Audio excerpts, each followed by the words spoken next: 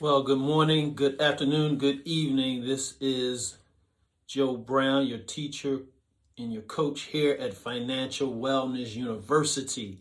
I want to thank you for visiting the channel. And if you haven't subscribed already, please do so that we can continue to grow this financial wellness revolution, if you will. And if you would help the channel to be seen by more people, if you can give me a like. Today we're going to talk about how to build $1,000 emergency real quick. How do you get $1,000? Everyone should have at least $1,000 emergency with the goal of having 3 to 6 months worth of expenses in the bank or at their disposal somehow. If you want to learn those 5 ways, stay tuned.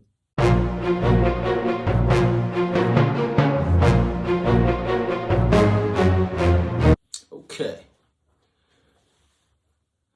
As I said, we're going to cover 5 ways to grow an emergency fund. Because an emergency fund, what it does, it protects you from emergencies so that you don't have to go into debt.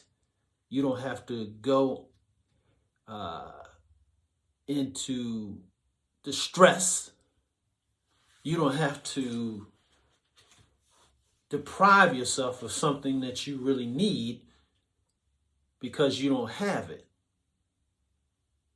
Because a lot of times when you use debt to solve your problems, it just makes your problem worse rather than better.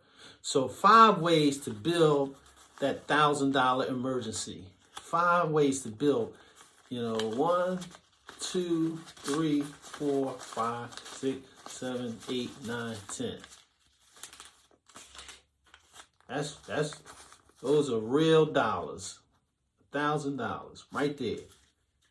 How to get that quick? How to get that so that you can handle, the average American can't handle $1,000 emergency.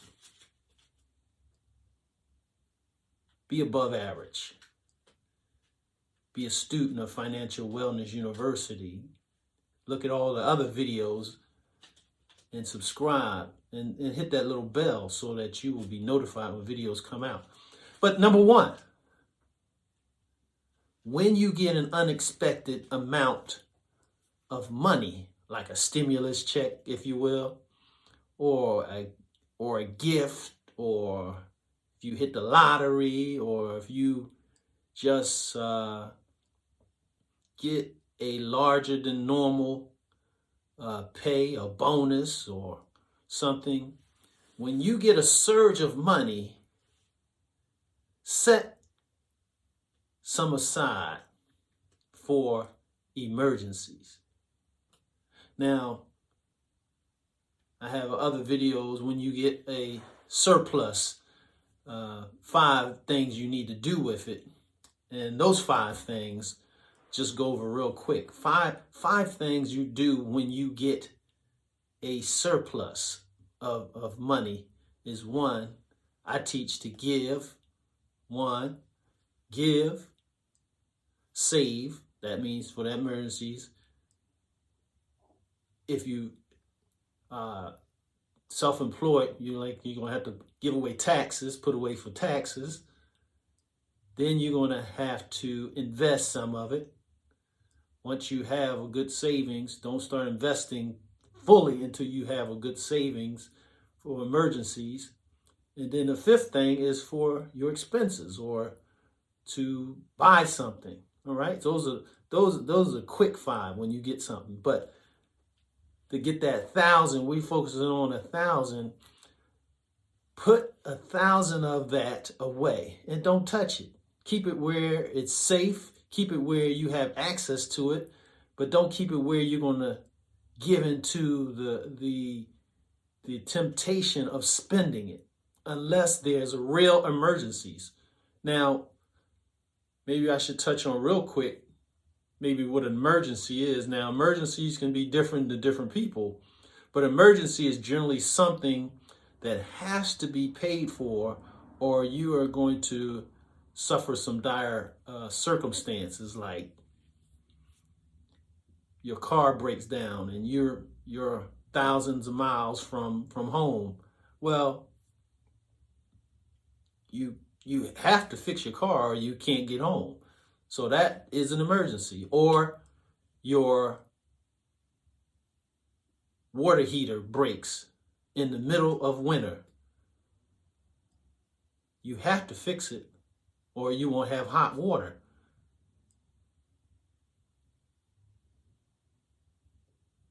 You have a medical emergency that might be life or death. These are things that emergencies. An emergency isn't a brand new car. That's not an emergency. That's something you can plan for. Emergency isn't a suit for a nice event that you're going to. That's not an emergency. An emergency isn't a new hairdo. That's not an emergency. So when we think of emergencies, think of something that has to be handled or it will negatively impact our lives.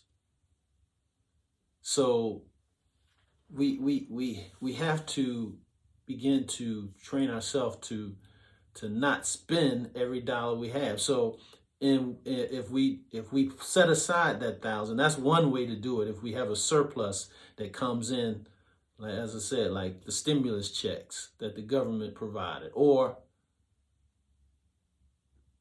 a lottery winning. Not that I recommend you spend money on lottery, but a lot of people do.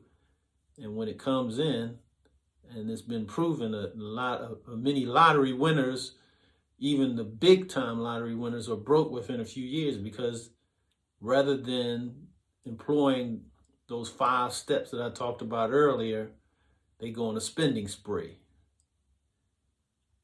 So save that $1,000. The other way you can save, to start saving that $1,000 emergency, is to start cutting expenses. Look at what you're already spending money on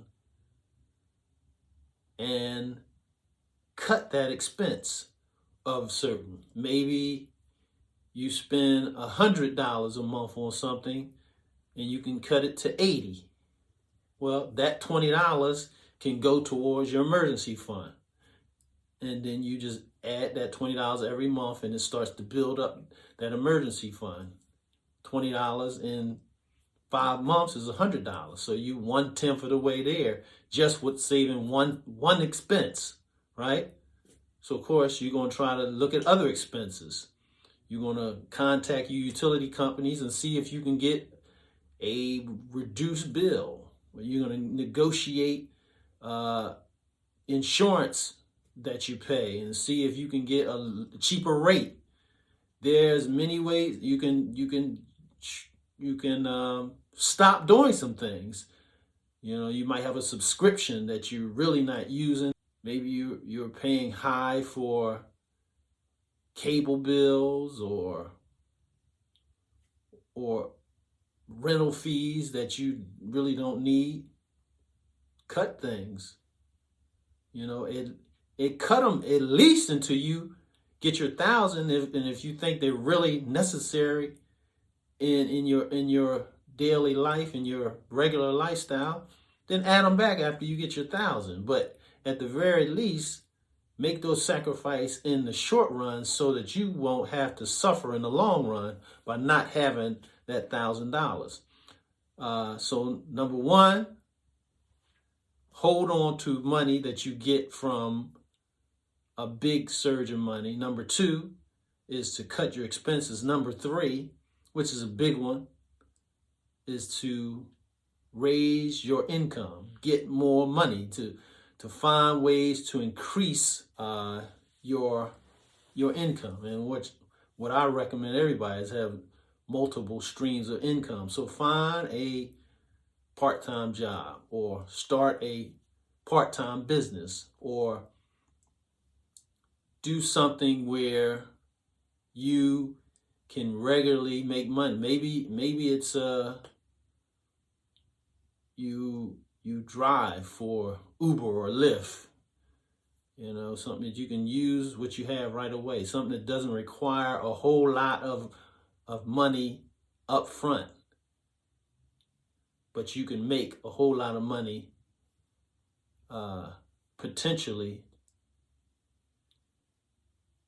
I have a link below, Legal Shield. Check on the Business Builder tab. If you check on that link and check that out, that's a good way to be in business right away without spending a whole lot of money up front. But trying to look for ways where you can get into it without having a whole lot of upfront costs.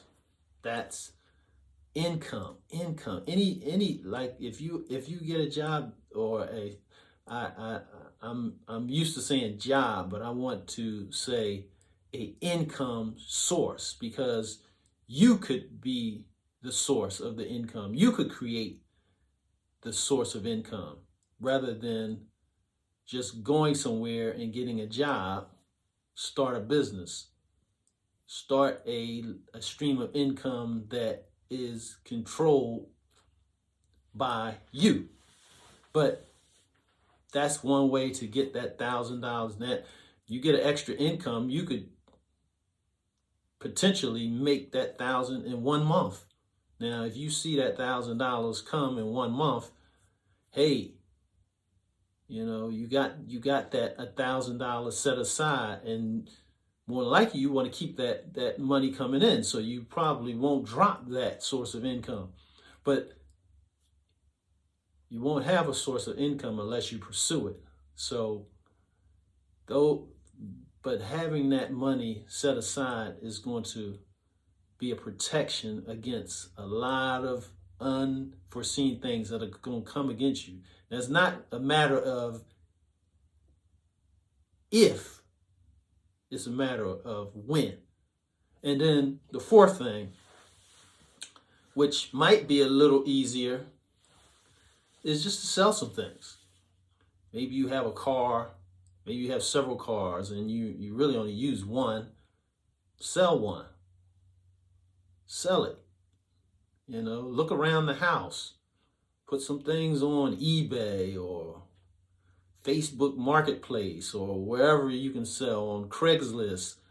Wherever you can sell it, go to a flea market, sell some things, put a sign out, yard sale, and just get rid of it. I mean, it's a good way to clear your house of a whole lot of unwanted, unneeded junk too.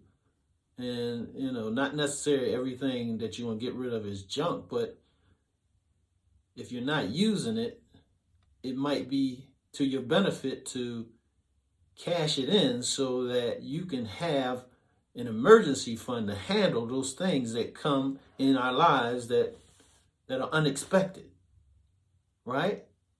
So we looked at keeping a little portion of extra money that we get. 2, we looked at cutting expenses. 3, we looked at getting extra income from, say, a second or third source of income. 4, selling things. And thank you for staying near the end, because this 5th one is going to be, is not as straightforward as the first 4. And I'm definitely going to have to explain what I mean. But number 5 is go on a treasure hunt.